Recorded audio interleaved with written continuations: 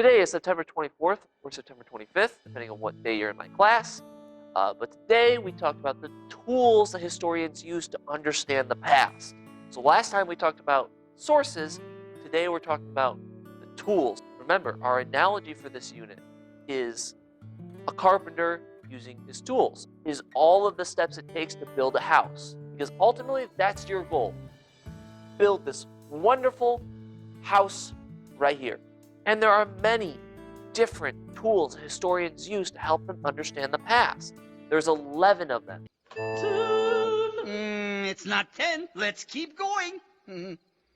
11.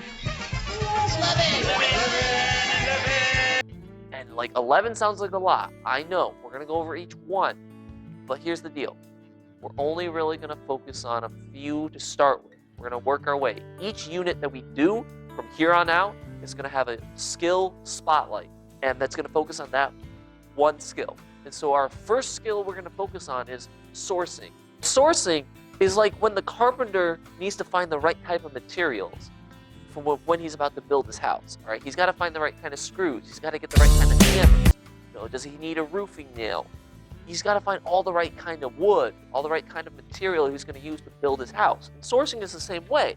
It's the act of analyzing evidence in terms of content, authorship, point of view, bias, purpose, format, and audience. That's a lot, I know. Let's break it down. Content. What's in it? What's in the box? Authorship. Who wrote it? Who wrote this? Who wrote this lie? Point of view. Where's the author from? Bias. In what way do they look at things? Purpose. Why did they write it? Format. How did they write it? In what format is it coming to you? And then finally, audience. Who gets it? Who is he or she or they writing to? That's what you got to figure out. When you approach a primary source, you got to figure out where it's from, who wrote it, where it's going to, where they're from. Are there any particular biases you need to be aware of? That's sourcing. The next skill is close reading. And no, this is not close reading. We're not talking about that. We're talking about reading a source and trying to figure out its structure and its meaning. Structure is how the text is built. And meaning is what is the author trying to get across? What is the author trying to tell us?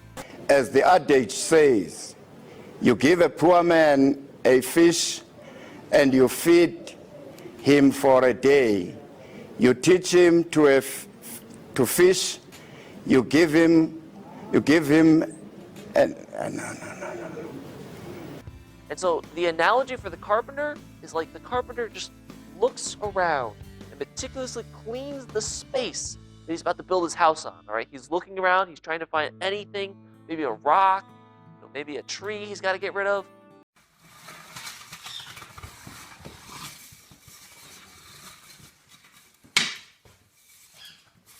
Annotation is where the carpenter, he's making measurements, he's marking specific things he's got to do in order to build this house.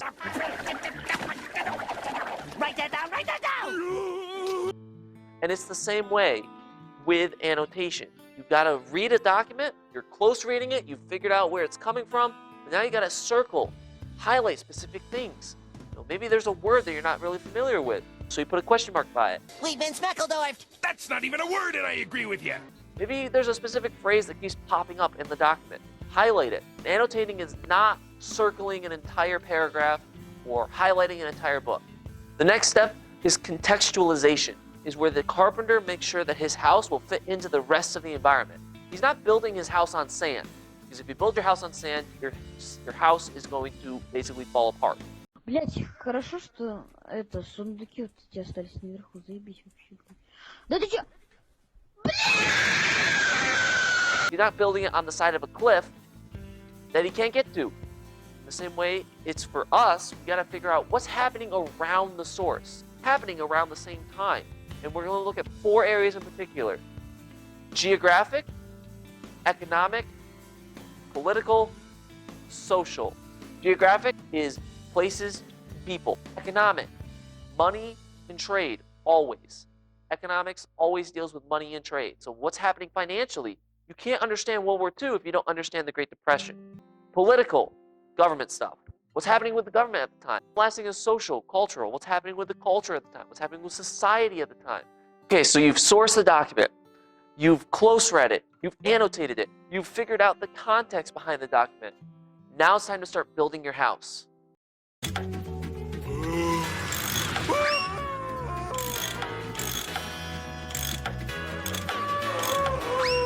going to start analyzing the document. You're trying to figure out the meaning. So you're writing an explanation and description of the document, and then trying to explain how that fits into your argument. We'll go out for pineapple, my little bubbly-headed boobly-boo. Skipper, look. Analysis. It looks like a small incandescent bulb, designed to indicate something out of the ordinary, like a malfunction. I find it pretty and somewhat hypnotic. That too, sir. Right. Rico, manual. The carpenter, maybe he's laying down the foundation now, or maybe he's putting up support beams. Okay, so you've analyzed the document. That's your first document you've analyzed. Perfect. Now you got to do another one. Same steps again, but now you got to do what's called corroboration. And what that means is that you're trying to ensure that every new thing fits in with your other things. The carpenter, he's laying down, these planks of wood, and that they're all level and everything. And so, but like say that one's off, he's got to get rid of that. But the thing with historians, though, is that we can't ignore the stuff that doesn't fit into our argument. We have to address it. And if you ignore it, you're going to get called out for it. Your argument's going to be weak. Corroboration is the act of comparing pieces of evidence to see where they agree and where they disagree. And you have to acknowledge both. Finally, build your house. This is our house. You built your argument because you're using evidence, you're using connections to the real world. You've built your argument. Well, no good house is good without a tour of the house, so that's what causation is. Causation is where you look at long and short-term causes and effects. So you're going from one point of history to the other side of history and explaining how this leads to this, leads to this, leads to this. Periodization is a difficult one to talk about, but basically it means we're breaking history up into different pieces, like the Renaissance, the Enlightenment, Reconstruction, the Gilded Age, the Progressive Era, the Cold War. We're breaking history up into these little pieces, and so it's like when the carpenter goes around the neighborhood and he's looking around at his neighborhood.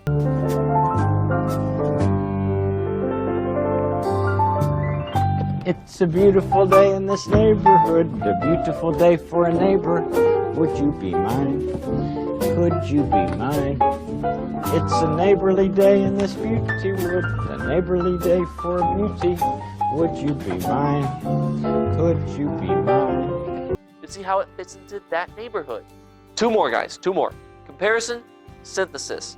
The carpenter compares his work to other works in different neighborhoods. All right, this is your main job with those current events connections that we'll get to eventually, I know.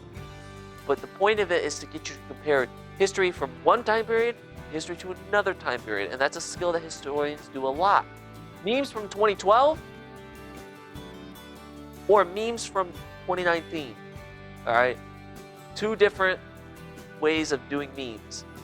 And then the last thing, guys, is activism. And real simple, the carpenter doesn't just build his house and then say, oh, well, that's a nice house. See ya. Oh, are you kidding? He doesn't just build his house and leave. He gives a barbecue at his house, all right? Massage, Jones, barbecue, foot massage. And that's the point, guys, is that history, good history, should lead us to change the world. Change the world. My final message. Goodbye.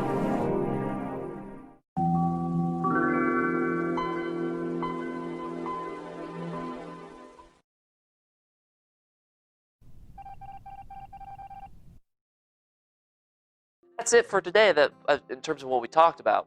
And then we did our Nearpod together, and there were 2 assignments that you need to get done, one about sourcing and one about close reading, and you should turn it in. Why are we still here? Turn them in. Please turn them in. Just to suffer Please. I'm begging.